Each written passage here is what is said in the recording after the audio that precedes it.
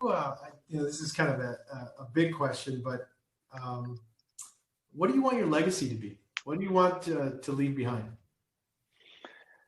I think for me, I would like to feel that I've built something that's sustainable, that outlasts me, whether it's businesses, practices, teams.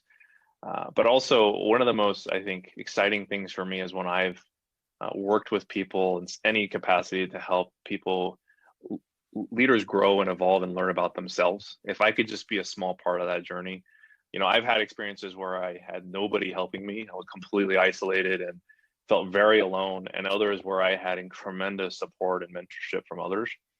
And I think about my own experience that I was like, gosh, if I could just make someone's, opportunity just a little bit easier to get to the next stage.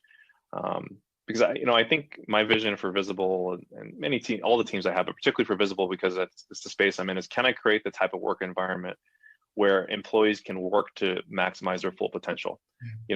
Going back to the learning component, right? It's jobs like these, especially early stage small businesses where, where everyone's aware of many hats, you're learning at high speed.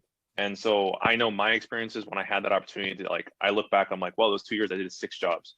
That was the best 2 years of my career to that point in time. I'm like, could I create that dynamic here?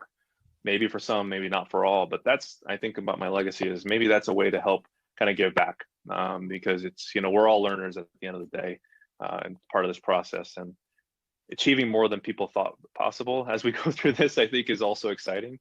And so I think that's really what I think about in terms of my legacy.